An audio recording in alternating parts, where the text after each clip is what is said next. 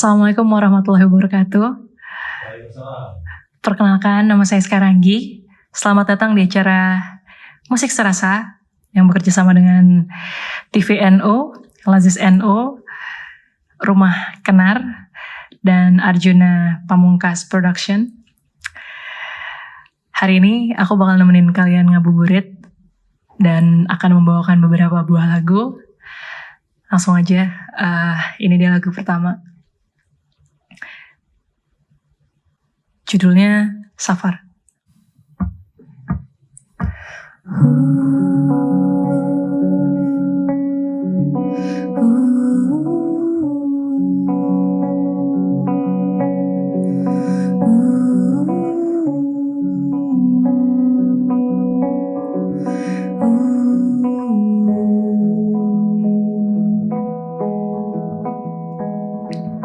There was a girl who loved you the most,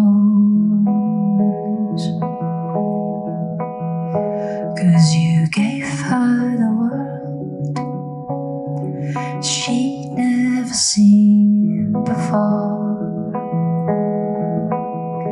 till you blew her away. Slowly, slowly, you push her away. Smoothly, smoothly. Well, I was that girl, feel like a fool now. I was that girl, I'm truly a fool now. I'm a fool, a fool, a fool, a fool. A fool, a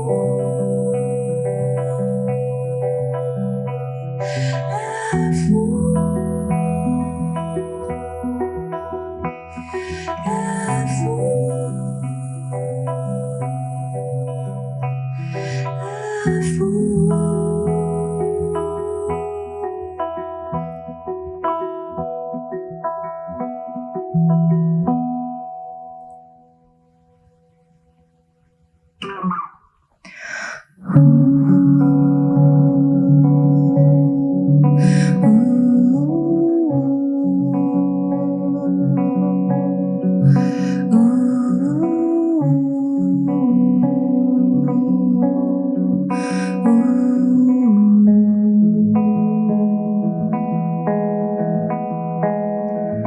I was that girl, still love you the most.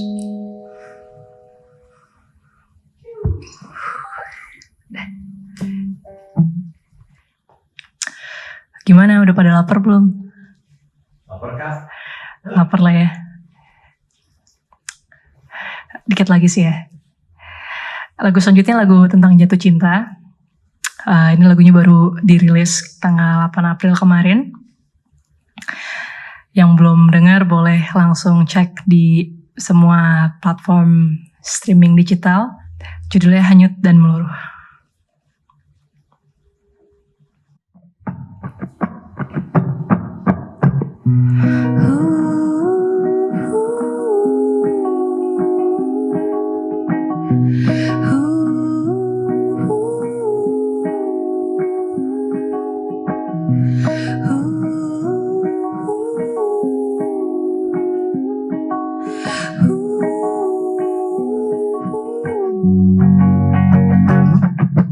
Terkesima rupawanmu merona merahkan pipiku.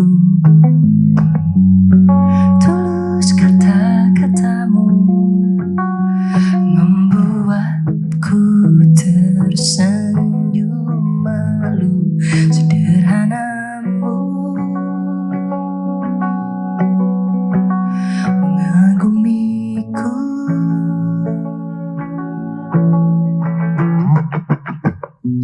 Ku tersipu-sipu dan termakan rayu melayang nan jauh hanyut dan melulu. Akankah kau selalu mewarnai siang malamku? Mungkin selalu, mungkin berlalu, mungkin hadirmu takdiranganku.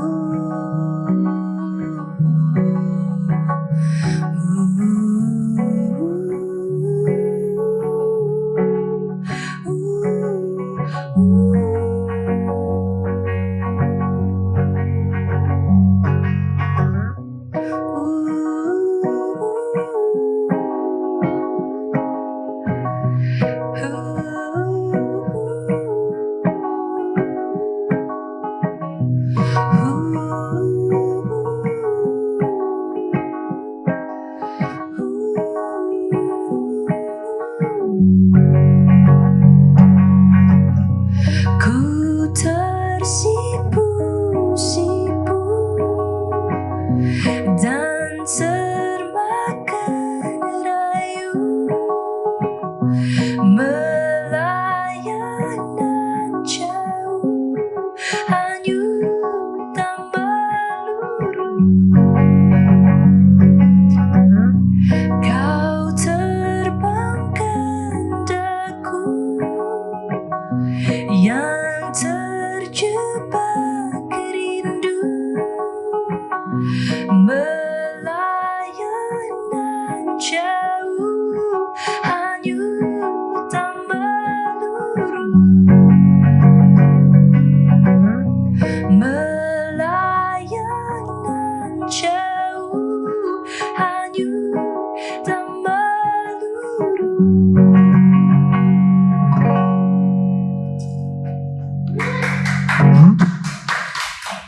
Jokes.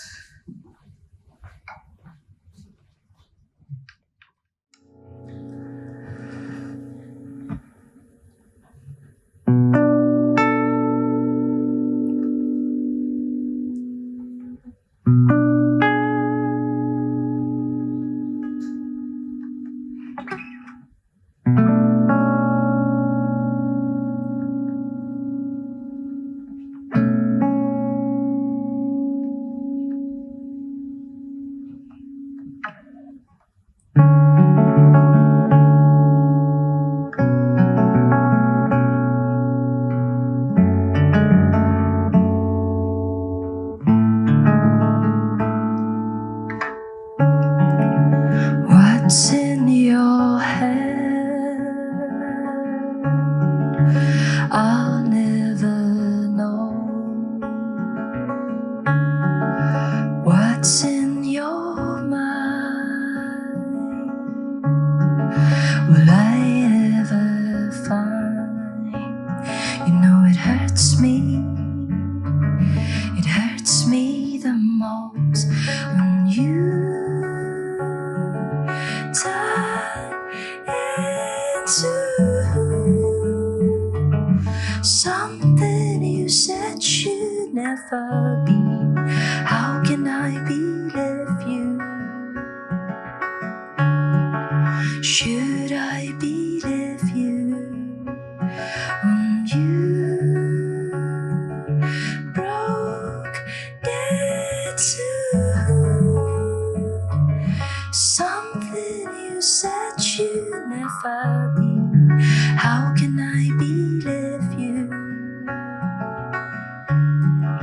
Should I believe you now?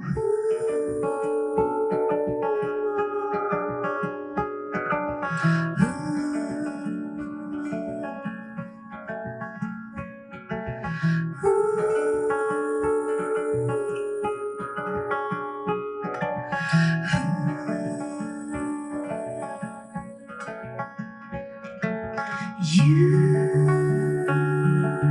turn into something you said you'd never be. How can I believe you? Should I believe you when you broke that too? Something you said you promised me. How can I believe you? Should I believe you?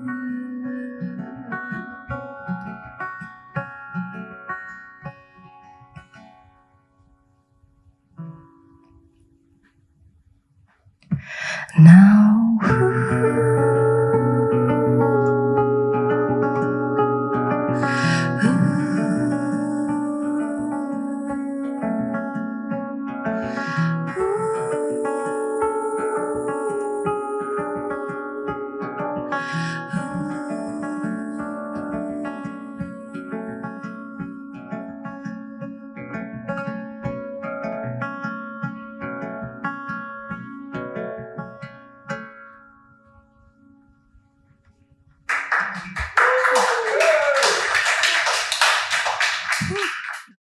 Teman-teman jangan lupa juga buat donasi, ada link dan QR code yang tersedia. Ayo kita bantu teman-teman kita yang lebih membutuhkan, teman-teman kita yang difabel. Aku masih bakal bawain 2 lagu lagi. Judulnya Surga Masing-Masing. Kali ini lagunya bukan tentang cinta, lagu tentang akhirat ini. Enggak lah. Hah? Apa? Di bulan Ramadan. Oh iya, di bulan Ramadan ini. Tapi ini bukan lagu religi juga sih. Iya.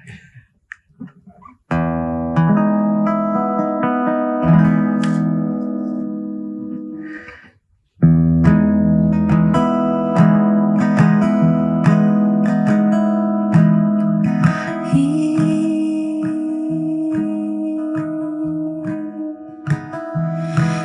sendiri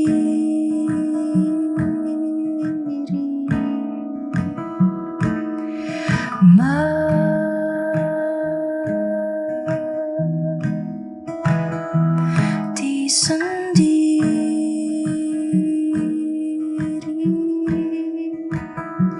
nyawa masing-masing.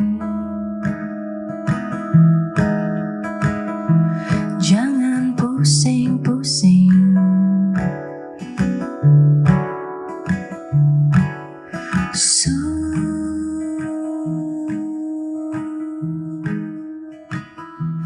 suci sendiri,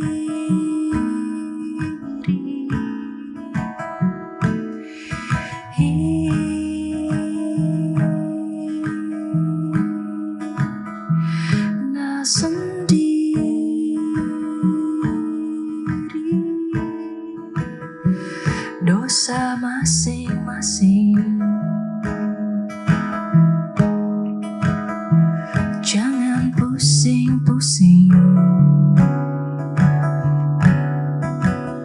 surga masing-masing.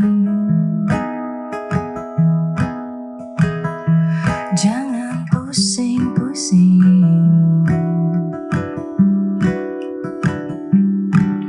jangan atur-atur aku.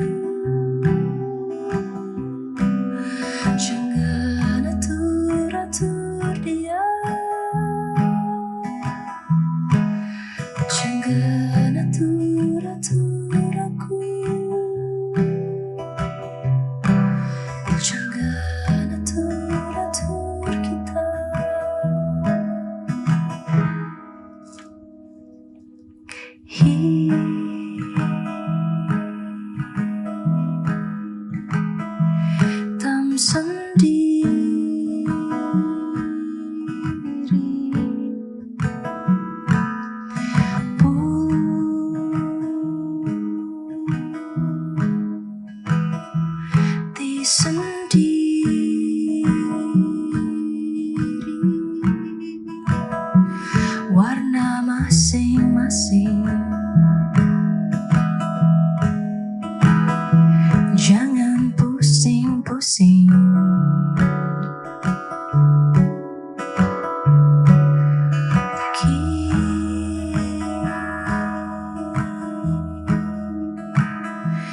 Kiri sendiri.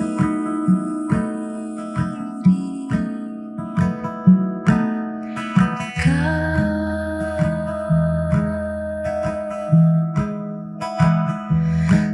sendiri.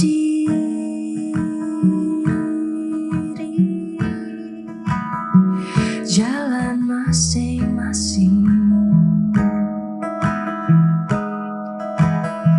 Jangan pusing-pusing. Surga masing-masing. Jangan pusing-pusing.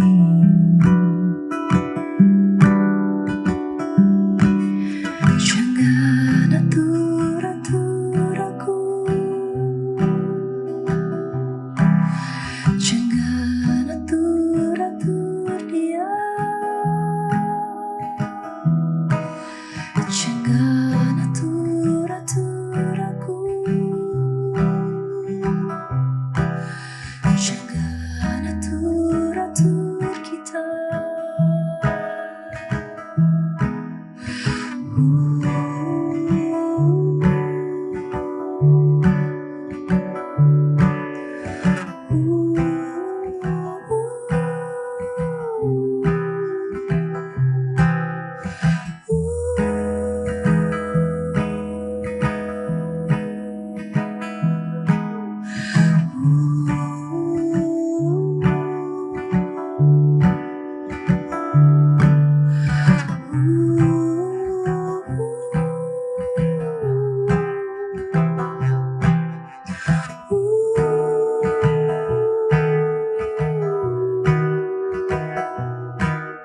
Jangan atur-atur aku. Jangan atur-atur dia. Jangan atur-atur aku. Jangan atur-atur kita.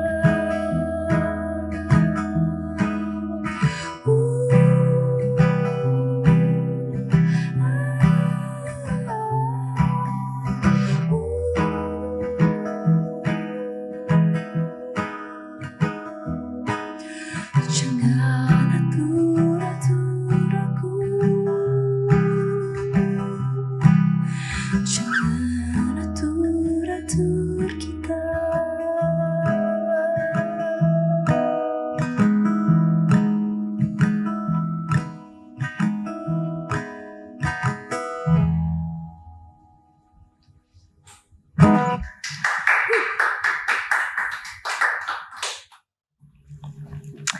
Alhamdulillah udah mau selesai. Jangan lupa teman-teman buat donasi. Langsung aja klik link dan QR code yang tersedia. Ayo kita bareng-bareng bantu teman-teman kita yang lebih membutuhkan, teman-teman difabel. Terima kasih buat acara Musik Serasa, buat TVNO, buat Lazis NO, buat Rumah Kenar. Keren banget nih dekorasinya juga. Terima kasih buat Arjuna Pamungkas Production. Dan buat teman-teman yang mau tahu lebih lanjut tentang kegiatanku, bisa langsung follow sosial media di Sekarang G8 atau subscribe di YouTube channel di Sekarang G Music. Ya, ini dia lagu terakhir, lagu Jatuh Cinta Lagi, judulnya Kiss Me Slowly.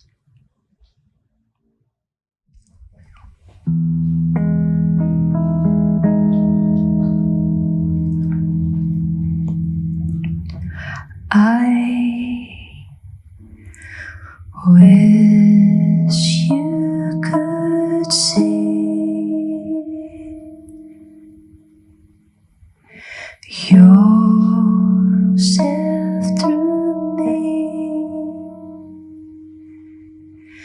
how much I you to be mine.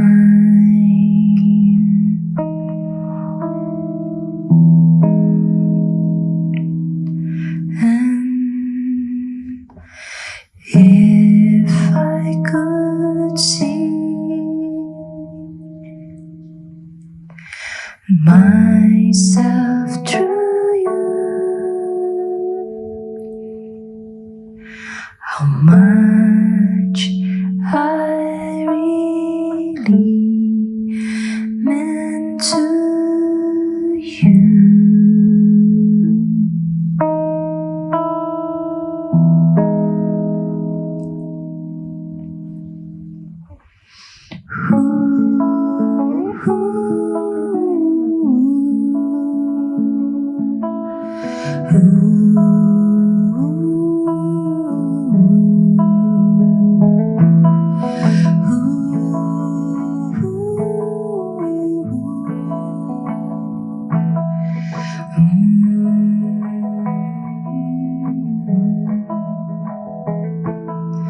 Hold me tight, don't ever let me go.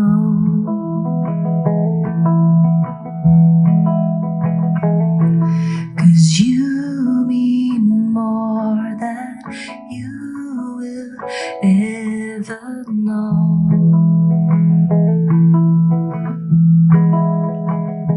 So baby, stay close to me. I want you to kiss me slowly tonight.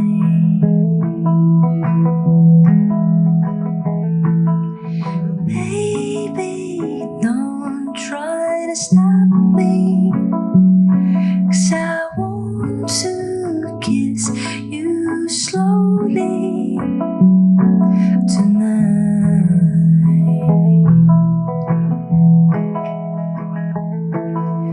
Hold me tight, don't ever let me go.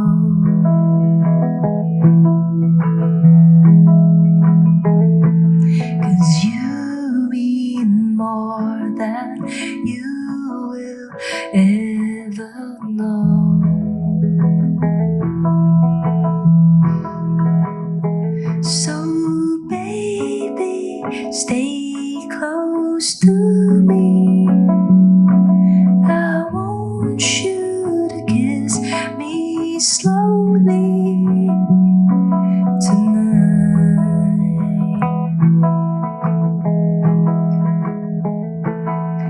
Baby, don't try to stop me, 'cause I want to kiss you slowly tonight.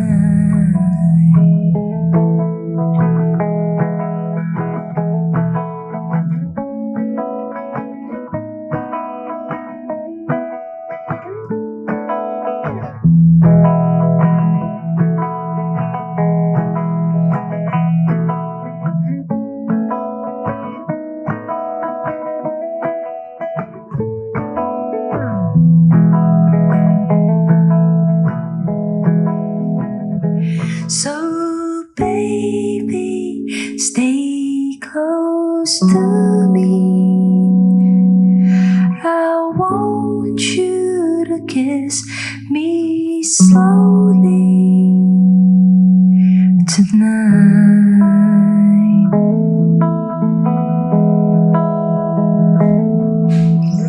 Baby, don't you try to stop me, 'cause I want to kiss you slowly tonight.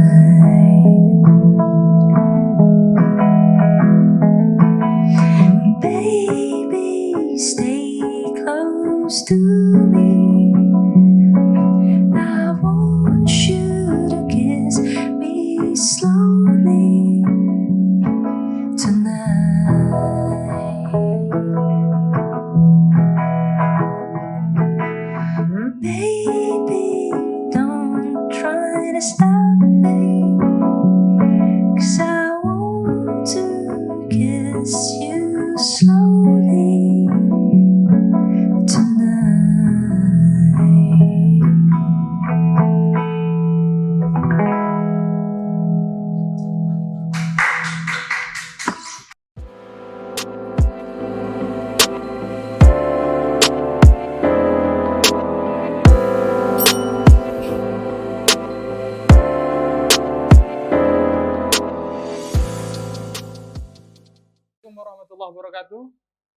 teman-teman, jumpa lagi di acara Musik di Mana, sebuah acara yang kita selenggarakan setiap weekend selama bulan Ramadan untuk mengumpulkan duit buat kelompok difabel.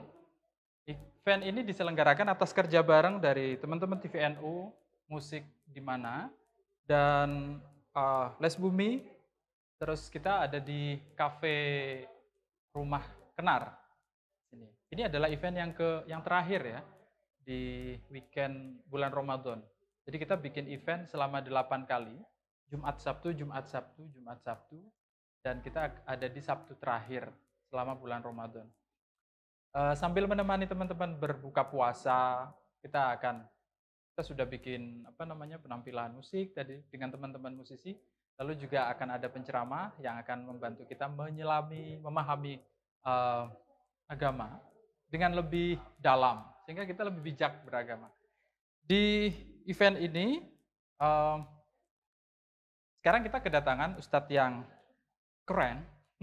Kita kenalnya dengan nama Ustadz Guys sebenarnya. Assalamualaikum Ustadz. Waalaikumsalam warahmatullahi wabarakatuh. Gimana kabar? Alhamdulillah baik. Ustadz Guys, nah, ini dikenalnya Ustadz Guys. Iya. Nama lengkapnya adalah Ustadz Muhammad Ibnu Syahrozi. Iya.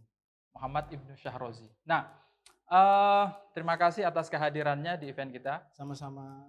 Kita tadi sudah nyanyi-nyanyi, terus sambil nemani teman-teman berbuka, lalu kita akan ngobrol-ngobrol seputar isu keagamaan. Nah, tema kita sekarang ini adalah tantangan beragama di era digital. Jadi Ustadz, ini kan paham betul ya, Iya. fenomena beragama di era digital, aktif di media sosial juga. Insya Allah. Membuat konten yang banyak, Iya. sebagian besar kontroversi. Itu kriterianya. Tapi mungkin banyak teman-teman yang juga nggak terlalu familiar bahwa Ustadz Guys ini sedang menyelesaikan S3-nya di UIN Jakarta. Ya. UIN Syarif Hidayatullah Jakarta. Jurusannya apa Ustadz? Jurusan Pemikiran Hukum Islam. Pemikiran Hukum Islam. Jadi apa yang Anda mau tahu tentang pemikiran hukum Islam? Nah, beliau ini bisa menjadi jawaban ya. Nah, ngomong-ngomong ini Ustaz. Kita ini sekarang orang untuk mencari informasi di era digital itu kan melalui platform digital. Mesin pencari Google, ada Yahoo. Kadang-kadang orang googling di Yahoo. Terus ada juga mencari informasi di media sosial, Betul sekali. Facebook, Instagram, di YouTube, dan platform-platform seterusnya. Itu sebenarnya sekarang kalau Ustadz melihat itu gimana? Fenomena seperti itu sebuah keniscayaan yang harus dihadapi oleh teman-teman dai lah barangkali ya, atau umat Islam pada umumnya, atau gimana? Iya. Bismillahirrahmanirrahim. Bismillah, alhamdulillah, sholawat salam ala rasulillah. La haula wa la quwata illa billah, amma ba'du. Jadi teknologi itu memang sesuatu yang tidak bisa kita hindari. Misalkan dulu petani, ya. Jadi ada rombongan kuli cangkul, itu harus menyerah kalah dengan mesin traktor. Nah, kemudian kalau sekarang ini teknologi informatika, teknologi digital itu merupakan sesuatu yang tidak bisa kita lawan. Nah, antara manusia dengan teknologi itu sebisa mungkin memang harus membaur begitu ya. Jadi sebisa mungkin para dai, asatid, ulama dan lain sebagainya itu gimana caranya beradaptasi dengan teknologi tersebut dan kemudian mampu menggunakan teknologi tersebut untuk istilahnya menyapa umatnya.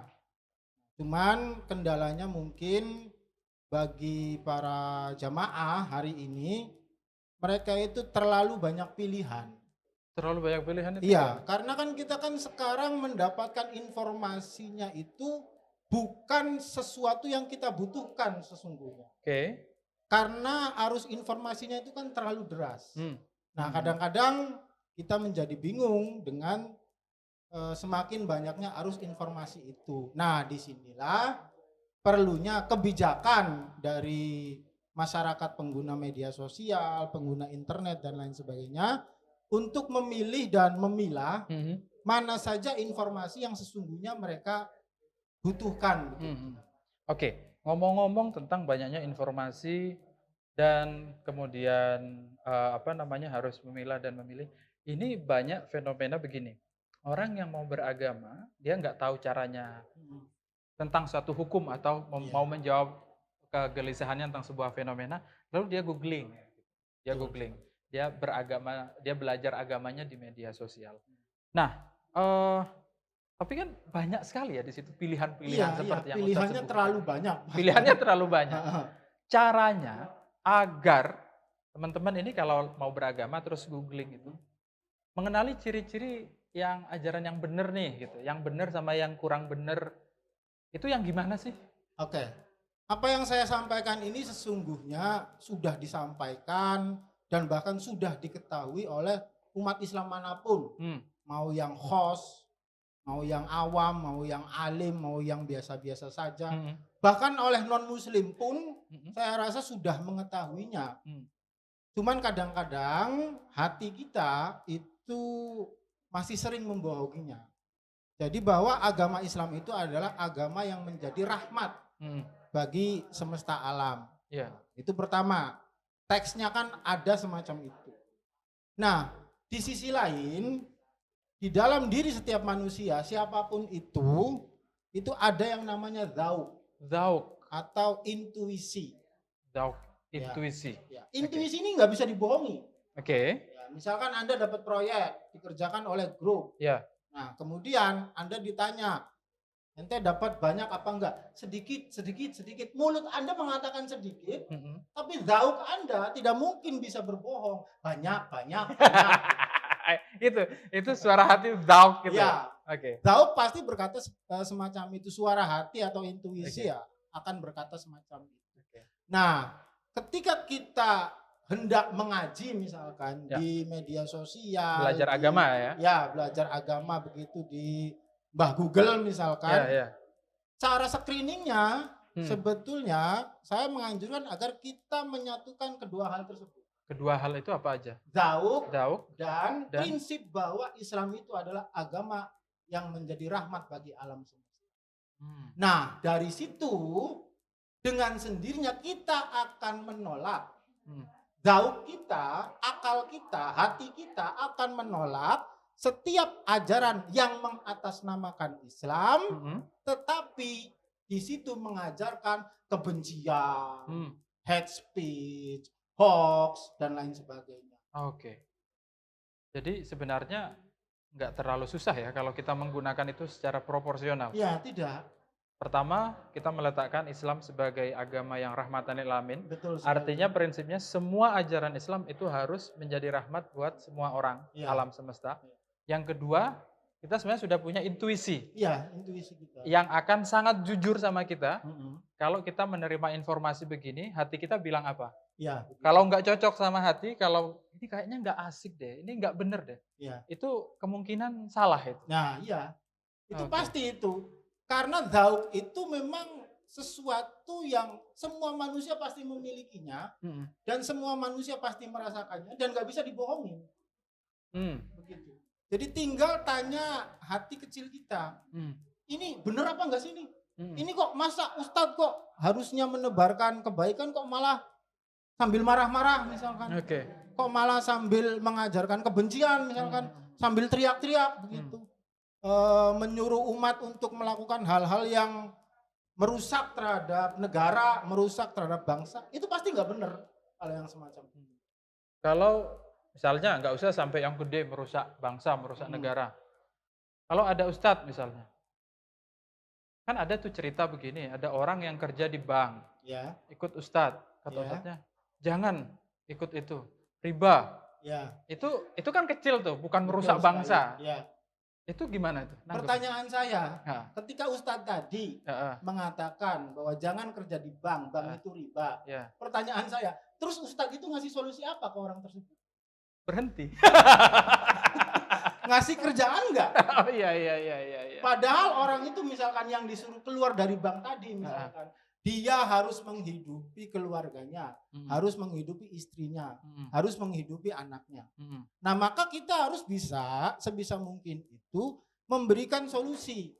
Tugas ulama itu sesungguhnya bukan hanya berbicara seperti sekarang saya lakukan ini, Bukan ini toh. bukan ini toh. Karena Nabi sendiri itu sudah mengajarkan kepada kita bahwa dakwah itu ada dua. Yang satu dakwah bil qaul yang seperti sedang kita lakukan ini, ngomong. Tetapi yang namanya orang ngomong, semakin banyak omongan yang kita keluarkan, potensi kebohongan, potensi salahnya itu akan semakin besar. Dan seringkali omongan itu antara apa yang diomongkan sama dengan yang realita yang dilakukan itu tidak sinkron. Maka Nabi memberikan peluang kedua, yaitu dakwah bil hal atau dakwah dengan perbuatan. Itu sudah saya buktikan. Mohon maaf ini saya tidak sombong, hanya tahadus bin nikmah. Saya itu tidak pernah mengajari anak saya untuk berpuasa, nggak pernah ngomong. Nggak pernah bilang, ayo puasa. Nak puasa, nggak pernah. Cukup saya menempatkan anak saya pada lingkungan di mana semua orang dewasa itu berpuasa. Saya, ayahnya berpuasa, ibunya berpuasa, kakeknya, neneknya, omnya, tantenya semua berpuasa. Dengan sendirinya dia masih kelas 1 SD, meskipun itu tidak diwajibkan, dengan sendirinya dia berpuasa. Bahkan tidak boleh berpuasa, disuruh buka, disuruh batal pas duhur, itu dia tidak mau. Nggak mau. Karena bapaknya ini masih puasa terus kok. Ini masih puasa terus kok. Menarik. Sebaliknya, ini saya mau cerita tapi sedikit mengungkap aib saya tidak masalah lah. Nggak apa-apa. Buat pelajaran publik. Aib siapa ini? Aib saya sendiri. Oh gitu, malah nggak apa-apa. Kalau orang lain jangan. Sebaliknya, sekeras apapun saya ngomong kepada anak saya untuk sholat subuh berjamaah, susah. Lawang bapaknya aja. Sholat subuhnya jam 5:30. Oke. Jadi tadi kalau ada ustadz yang nyuruh orang untuk berhenti kerja tanpa ngasih solusi, ini sudah harus dicurigai dengan intuisi kita. Ini kayaknya nggak benar nih gitu. Nah, ini ada fenomena yang dekat dengan teman-teman musisi ini. Karena kita kan event ini kan kolaborasi dengan teman-teman musisi. Ada cerita begini yang ramai dibicarakan. Kan kita ngelihat fenomena hijrah banyak ya. Ada fenomena hijrah yang sedang ramai terjadi di kalangan muslim perkotaan. Bagian teman-teman itu cerita kalau ada yang mulai belajar agama, tekun, terus dia sudah melakukan ritual keagamaan dengan baik, tapi tiba-tiba dia membenci profesi sebelumnya dan bahkan katanya gitarnya yang mahal itu dibakar. Ada beberapa cerita memang seperti itu. Kok nggak dikirim ke saya gitu loh gitarnya. Nanti share nomor WA. Nah, silakan dikirim aja ya. Ini pertanyaan saya itu. Kalau mau belajar agama, itu belajar agama yang begitu. Yang dari A terus kemudian pindah ke B terus kemudian membenci ini yang sebelumnya, itu benar nggak? Jadi begini, segala sesuatu itu ada prosesnya, Mas. Jadi tidak mungkin ada segala sesuatu yang instan.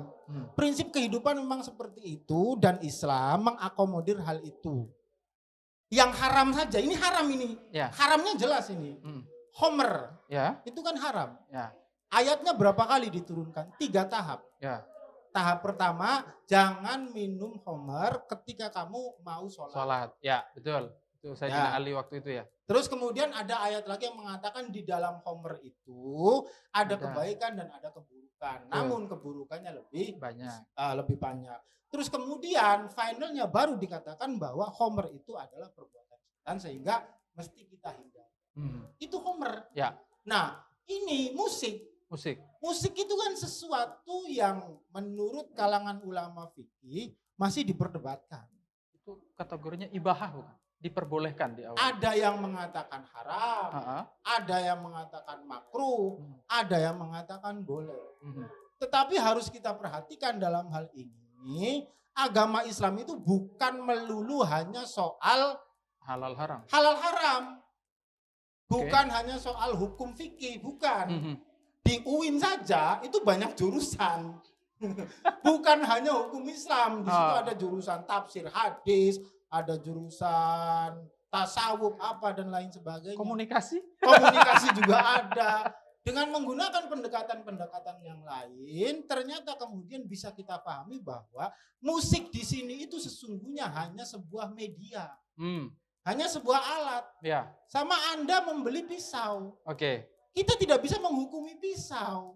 Oke. Kemudian kita menghukumi itu adalah bagaimana manusia menggunakan pisau itu. Nah, Kalau untuk ngiris bawang. bawang, ya itu kan berarti sunnah. ya, Karena mau Buat ngasih masak. makan, ya Tapi buat buat keluarga gitu. buka puasa. Buka puasa. gitu. Nah, tetapi kalau misalkan pisau tersebut dijadikan oleh manusia sebagai alat untuk menyakiti orang lain, lah itu berarti haram. Bukan pisaunya, Mm-mm. tapi perbuatan manusianya. Jadi- Demikian pula musik.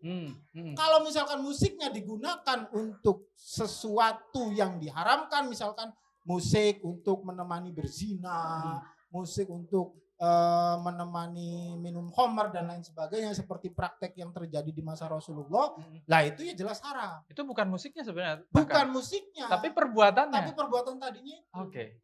Nah, ngomong-ngomong soal musik, lewat dari lahir saja kita sudah menciptakan musik. Oh iya ya. Iya. Anda lahir kan nangis. Ya. Ada nadanya itu. Oh gitu. Itu kan musik. Oke. Itu kan nada. Nada. Kenapa bayi keluar Heeh. tidak menggunakan nada misalnya. Oke. Kemudian desiran angin. Oke. Ya, angin yang menggesek daun bambu misalkan. Ya. Itu kan menciptakan musik tersendiri. Nah, mau kita katakan haram dari mana?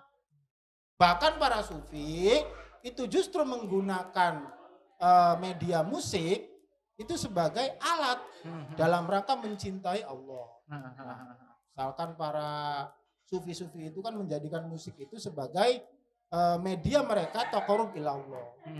Dan di Indonesia sendiri sesungguhnya itu kan ada salah satu ulama besar ya Habib Lutfi. Beliau juga menggunakan musik. Betul. Saya pernah main ke rumah beliau main organ dan nyanyi judul lagunya itu Cindo. Cindo. Saya pikir apa? Semacam cendol atau apa? Terus? Ternyata Cindo itu singkatan dari Cinta Indonesia. Uh. Dan itu bagus sekali. Ya, Habib Lutfi ya bertanggung jawab terhadap umatnya, memberikan pelajaran kepada umatnya agar mencintai Indonesia. Dengan cara apa? Beliau menciptakan sesuatu yang akrab bagi telinga umat, yaitu musik. Saya rasa begitu. Oke. Jadi kalau misalkan kemudian Ustadz itu menyuruh musisi untuk berhenti, kemudian membakar gitarnya dan lain sebagainya. Satu pertanyaan saya lagi-lagi, dia tidak memberikan solusi kepada musisi tersebut. Ba'da hadzanya itu apa? Setelah itu apa gitu. Dan kedua, itu kan mubadir. Gitarnya. Ya iyalah, kirim aja ke saya. Nanti saya lelang di online atau apa kan lumayan. Ya. Nah, ini aku dalamin lagi Mas ya. Fenomena Islam di perkotaan ini kan memang banyak orang belajar agama di media sosial. Terus kemudian platform-platformnya itu Instagram, terus YouTube misalnya. Nah, ini ada penelitian menarik dari Mbak Oki Stiana Dewi. Oh ya, teman saya itu. Teman-teman juga. Mbak Oki Stiana Dewi itu melakukan penelitian kenapa kebanyakan muslim perkotaan itu lebih tertarik belajar ke kelompok salafi. Oh iya. Ya, daripada kelompok misalnya kayak NU. Yang disebutkan waktu itu di penelitiannya pertama karena kelompok salafi ini lebih mudah ditemui di media sosial satu. Iya. Dan yang kedua selain itu selain mudah ditemui pilihannya lebih jelas. Orang kota itu lebih suka. Iya. Kalau enggak hitam putih. Nggak ada pilihan terlalu banyak kayak orang NU. Kalau ulama ini boleh, kalau ini bolehnya sedikit tapi harus hati-hati. Kalau ini nggak boleh itu malah membuat pusing. Nah, pertanyaan saya adalah di saat yang sama itu sering ada kasus-kasus konservatisme agama itu berangkat dari pemikiran salafi. Iya. Ada banyak yang menyebut begitu. Ini sebenarnya bahaya nggak sih belajar dari teman-teman dari kelompok salafi itu? Saya dengar Anda meneliti tentang kelompok salafi. Bisa Ya, dijelasin jadi angkatan 2016 S3 UIN Syarif Hidayatullah itu ada 3 orang yang meneliti tentang Salafi. Saya dari sisi pemikiran hukumnya, Ya. Mbak Oki dari sisi komunikasi dan dakwahnya, kemudian ada Marhadi Muhayyar dari sisi pemikiran politiknya. Oke. Nah, penelitian Mbak Oki mengatakan semacam itu.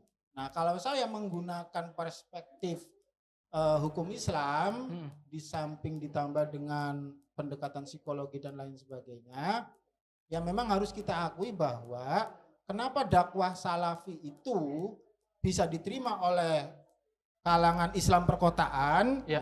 salah satunya itu karena yaitu tadi seperti yang Mbak Oki katakan bahwa adalah dai-dai salafi yang pertama kali menggunakan teknologi Oke. untuk berdakwah. Ya. Ya, kita belum ngapa-ngapain, mereka udah berdakwah di Facebook. Kita baru masuk Facebook, mereka udah main Twitter. Kita pindah ke Twitter, mereka udah di YouTube. Kita baru masuk YouTube, mereka udah pindah lagi ke Instagram. Nah, sekarang kita baru masuk Instagram, mereka udah nongkrong banyak banget di TikTok. Betul. Nah, kita selalu ketinggalan. Kita yang saya maksud itu adalah organisasi-organisasi Islam mainstream yang ada di Indonesia seperti misalkan Nahdlatul Ulama, Muhammadiyah, Persis, dan lain sebagainya itu. Nah, itu faktor pertama. Dan faktor kedua, orang Islam kota itu yaitu tadi cenderung menginginkan sesuatu yang instan. Beragama itu tidak mau ribet. Betul. Nah, kebanyakan berpikir bahwa diberikan banyak pilihan itu ribet. Malah jadi ribet. Ya, contoh misalkan kita ambil contoh dari NU. Ya. Nah, di NU itu kalau kita berbicara hukum, nanti akan diberikan banyak sekali pilihan. Menurut Imam Syafi'i begini, menurut Imam Hambali begini, menurut Imam Hanafi begini, menurut Imam Malik begini. Nanti kalau misalkan kita sudah merujuk pada satu pilihan yaitu pilihan Imam Syafi'i, nanti menurut Imam Nawawi begini, menurut Imam Rafi'i begini. Ya, turunannya itu kan ada. Bagi beberapa kawan-kawan kita diberikan terlalu banyak pilihan itu ribet. Sementara kebanyakan dari mereka pilihan sekolahnya dulu ataupun pilihan jurusan kampusnya dulu itu adalah kampus-kampus eksakta. Ya. Segala sesuatunya itu serba pasti. Harus pasti. Ya, kalau tidak hitam ya berarti putih. Maka ketika mereka diberikan kejelasan hada halalun wa hada haramun, nah mereka menjadi akrab dengan semua itu. Padahal itu teksnya saja itu belum utuh itu. Hada halalun wa hada haramun wa bainahuma umurun. Banyak banget itu. Mutasyabihatun. Hada halalun, yang halal jelas. Ya, al halalu bayyinun. Ya kan? Al halalu bayyinun itu berarti menggunakan mufrad. Ya. Yang halal ini jelas. Satu. Terus al haramu bayyinun, mufrad lagi. Satu lagi, jelas lagi. Nah, bainahuma di antara keduanya umurun ini itu jamak itu. Banyak banget Banyak hal dunia ini yang mutasyabihat. Jadi yang perlu dijelaskan kepada teman-teman juga adalah sebenarnya hadis itu yang sering digunakan itu menjelaskan satu hal ini halal, satu hal ini haram di sisi yang lain. Tapi sebenarnya di antaranya ini banyak sekali. Itu dia. Nah, yang banyak ini justru yang dihilangin ya. Iya, padahal seperti saya singgung di awal tadi itu, fungsi Islam itu adalah sebagai rahmatan lil alamin yang pertama. Kemudian juga untuk memahaminya kita membutuhkan dzauq atau intuisi kita. Ini saya nggak mau pakai dalil ini. Pakai logika kita aja. Ya, logikanya teman-teman musisi misalnya. Nah, bagaimana menciptakan sebuah musik yang indah? Itu tidak mungkin hanya membutuhkan vokal saja, itu nggak mungkin. Vokalnya juga tidak mungkin hanya membutuhkan do. Nggak mungkin. Ada do, re, mi, dan seterusnya itu. Itu baru dari satu vokal. Vokal saja itu tidak terlalu indah tanpa diiringi petikan gitar. Petikan gitar saja tidak, atau misalkan kurang afdol, misalkan kalau tidak ditambahi dengan instrumen-instrumen yang lain. Ya, betul. Keindahan akan tercipta ketika misalkan vokal selaras Mhm. dengan petikan gitar, Mhm. selaras dengan nada yang dikeluarkan dari tuts piano dan lain sebagainya. Kemudian terciptalah sebuah simfoni. Hmm. Ini saya nggak usah pakai dalil Al-Quran, nggak usah pakai dalil hadis dan lain sebagainya. Dari situ, itulah yang kemudian disebut kalau dalam prinsip kebangsaan kita itu adalah Bhinneka Tunggal Ika. Hmm. Ya, Ada sih. unity In diversity. In diversity. Dari suara gitar, dari suara vokal, dari suara piano, drum dan lain sebagainya, kemudian menciptakan keindahan musik semacam itu. Jadi berbeda itu merupakan sesuatu yang sesungguhnya biasa. Kenapa harus diglobalkan hanya ada pilihan hitam atau putih, halal atau haram? Oke. Jadi kalau boleh saya simpulkan sederhana, yang pertama kita beragama itu kita sudah dibekali sama dauk sebenarnya. Yang kedua, barusan dikatakan kita bisa pakai akal. Pakai akal. Jadi sebenarnya akal kita, akal sehat ini sudah bisa menjadi membantu kita menentukan mana yang benar, mana yang salah. Kalau ada perintah misalnya, ini kayaknya secara logis ini nggak bisa nih gitu. Iya. Dan secara hati nggak masuk ini. Nggak masuk. Nah, ini sudah harus dicurigai nih. Iya. Oke. Nah, terus kemudian dari situ juga kita harus tahu bahwa beragama juga banyak pilihan. Iya, banyak pilihan. Kalau disimplifikasi menjadi pilihan A, B saja, ini juga teman-teman harus mulai mawas diri nih. Iya. Nah, kembali lagi berbicara soal Salafi Wahabi tadi itu ya. Saya harus menegaskan dan mengenalkan kepada teman-teman hasil temuan saya bahwa Salafi yang ada di Indonesia itu tidak ada satupun dai Salafi hari ini yang membenci negara. Oke, jadi selesai sama urusan dengan negaranya, iya, tidak ada urusan. Kecuali dulu, zaman tahun 2000-an ada namanya Ja'far Umar Tholib. Oh iya. Membentuk Laskar Jihad. Betul. Tapi 2002 dia sudah tobat. Laskar Jihad dihapuskan. Oke. Nah, tokoh-tokoh Salafi di Indonesia hari ini itu ya mengembangkan dakwah terkait dengan pemerintah itu ada 3 poin. 1, dilarang demonstrasi. Jadi dakwah Salafi oleh pimpinannya itu dilarang untuk melakukan demonstrasi. Dilarang untuk berdemonstrasi. Oke. NU Muhammadiyah itu masih demo kalau ada sesuatu yang tidak setuju dengan pemerintah. Tapi kalau mereka demo itu dilarang. Oke. Nih ngomong-ngomong dulu ya waktu kejadian 411, 212 dan lain sebagainya. Ada salah satu tokoh Salafi ketika ditanya soal itu jawabnya itu perkumpulan, mohon maaf, ini bukan saya ngomong itu perkumpulan binatang. Oh gitu. Kata tokoh Salafi itu. Karena bagi dia demonstrasi itu haram. Kalau mau menyampaikan kritik kepada pemerintah, sampaikan secara tertutup dari hati ke hati. Itu pertama, demonstrasi dilarang. Kedua, haram hukumnya melawan pemerintah. Itu ya Mas. Bugot namanya. Nomor 3, selain haram melawan pemerintah, mencaci maki pemimpin itu pun haram.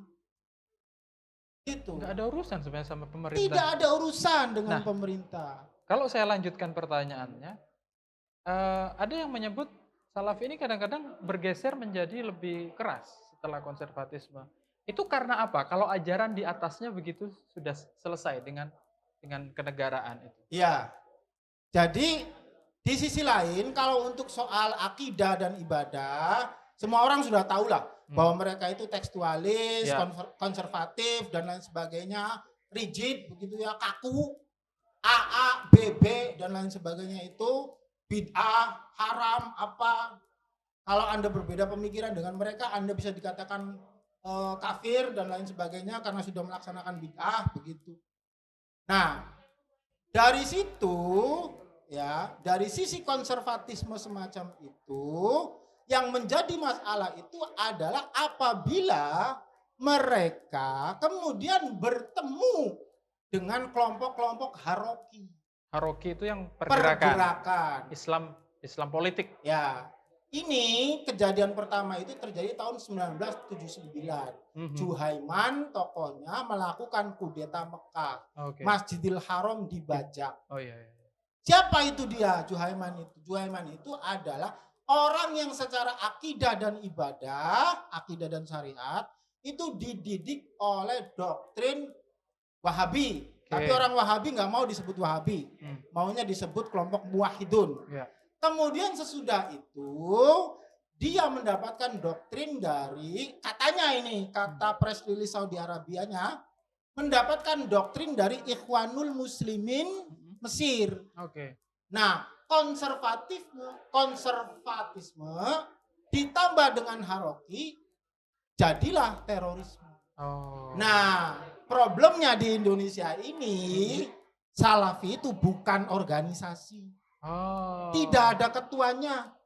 Jadi kalau misalnya kita orang NU nakal, ya gampang. Laporin sama Kiai Said. Sampai yang nakal, ngomong aja ke Kiai Said. Selesai. Rojali nakal itu, selentik sama Kiai Said. Habis sudah. Habis sudah. Nah, kalau Salafi itu tidak. Nah, makanya dikhawatirkan jamaah-jamaah Salafi lapisan bawah ini kemudian bertemu dengan doktrin-doktrin dari Haroki, Jihadi dan lain sebagainya, sehingga timbullah semacam. Menarik sekali pembicaraan ini kita. Kalau kita singkat, kita wrap up.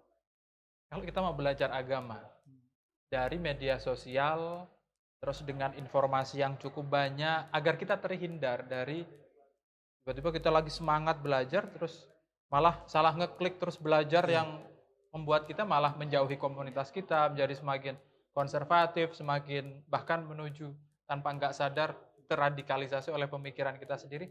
Agar teman-teman itu kalau mau belajar agama, baik terhindar dari itu caranya gimana kalau disingkat? Secara singkat, pilihlah Islam yang teduh. Karena Islam itu dibawa oleh Rasulullah sebagai agama yang teduh, rahmatan lil alamin.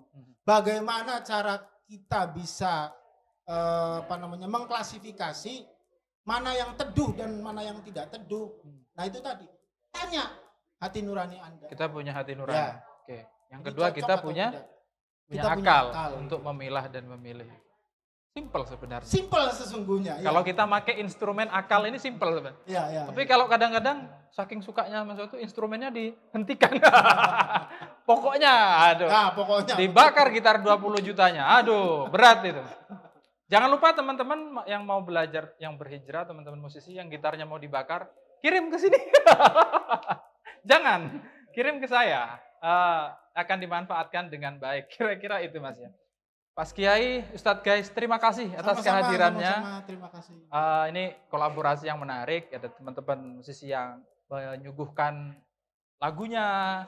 Kita sudah belajar keagamaan dan semoga informasi yang disampaikan tadi, terutama buat teman-teman perkotaan tadi, itu sampai dengan baik dan diterima dengan baik. Amin. Nah, semoga memberikan informasi yang membuat kita lebih bijak lah ya dalam belajar agama di media sosial.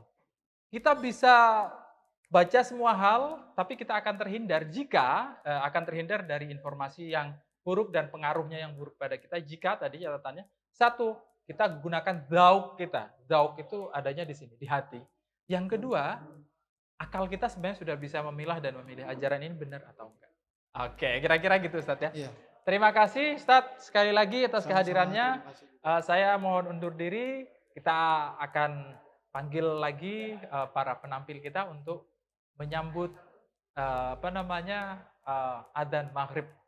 Sampai nanti adzan maghrib kita akan menghibur Anda semua.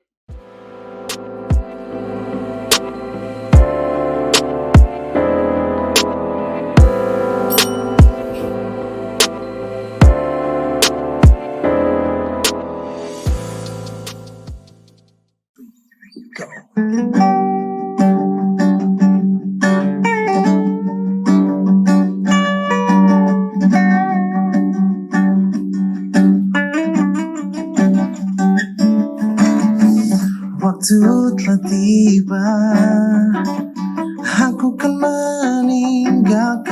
tinggalkan kamu untuk sementara. Engkau cekap aku, kau bilang jangan pergi, tapi ku hanya dapat berkata, aku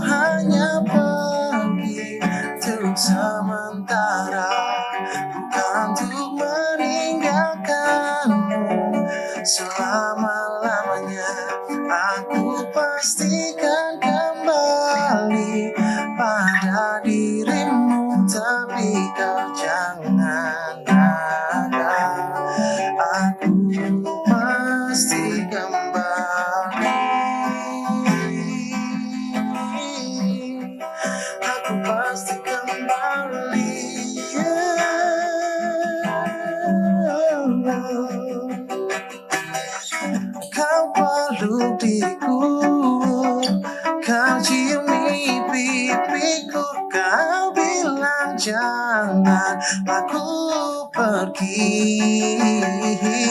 Bujuk rayumu buat hatiku sedih, tapi ku hanya dapat berkata, aku hanya pergi untuk sementara, bukan untuk meninggalkanmu selamanya.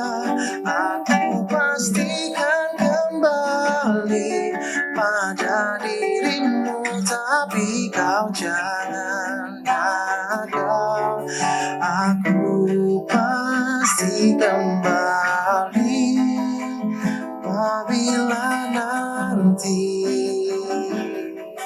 kau rindukanku di dekatmu. Tak perlu kau risaukan, aku pasti akan kembali.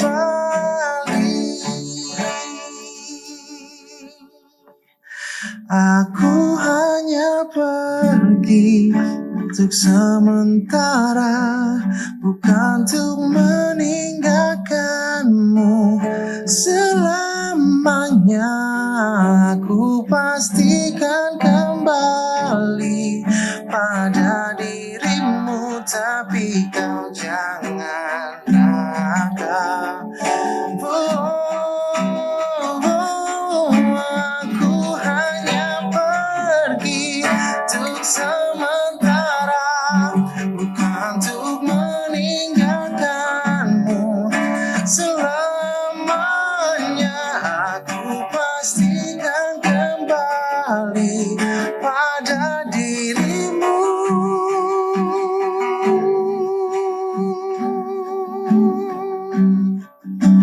Tapi kau jangan nakal. Tapi kau jangan batal puasa. Jangan lupa donasi buat musik serasa. Tapi kau jangan nakal. Tapi kau jangan nakal. Aku pasti kembali.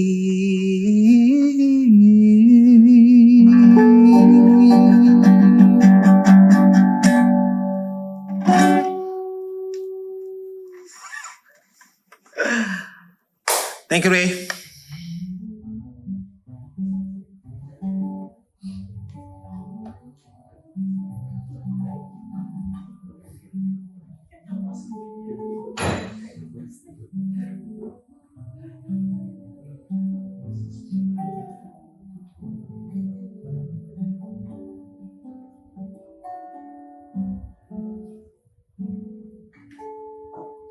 Oke, udah record. Jadi tadi lagu Grey Area kata Jody kemana tahu kasih. Jadi buat teman-teman jangan sampai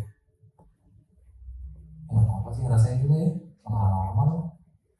Gitu. Sekali lagi jangan lupa buat semua teman-teman berdonasi di acara musik serasa ini. Dan sebelum saya lanjut ke lagu selanjutnya, mengucapkan terima kasih buat TVNU yang udah menyediakan fasilitas ini buat kita bisa berstreaming Ria.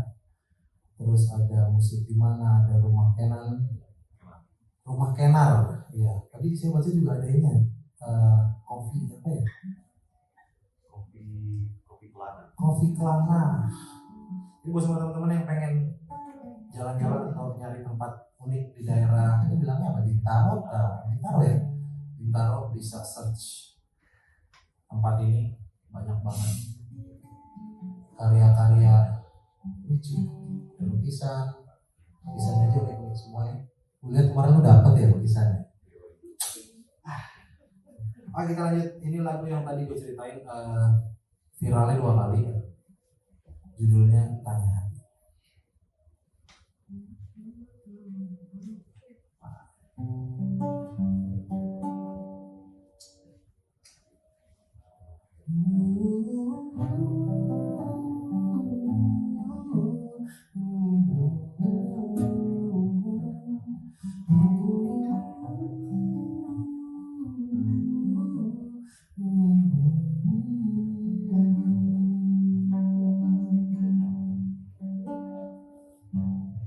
Tuhan tolong hapus dia dari hatiku.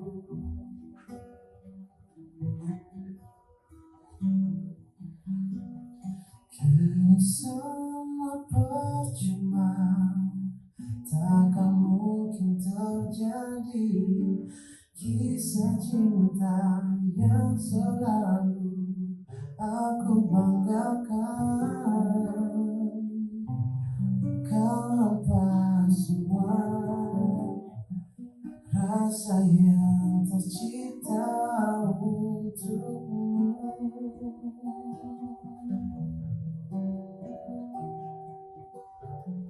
Tanpa pernah melihat betapa ku mencoba jadi yang terbaik untuk dirimu.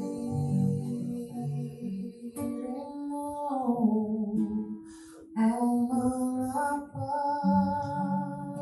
tak bisa dirimu yang mencintaiku tulus tanpa adanya.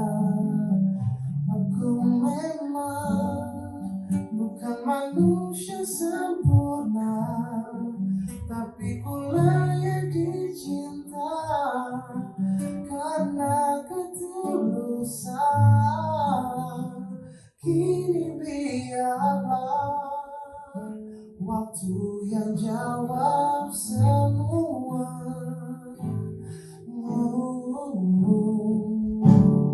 Tanya hatiku.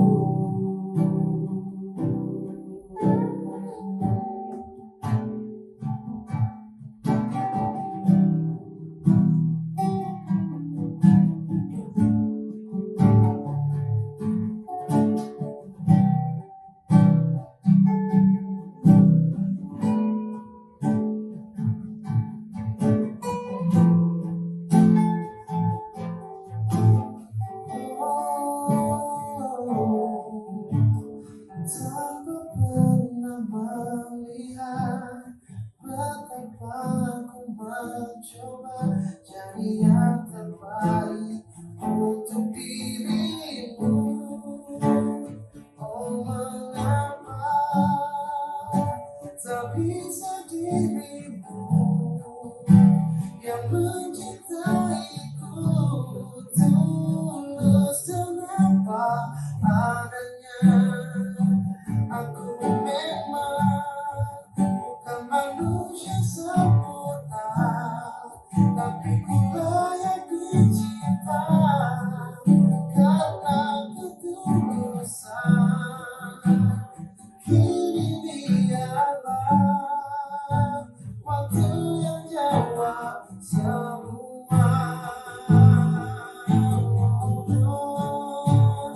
Oh, mengapa tak bisa dirimu yang mencintaiku tulus tanpa adanya.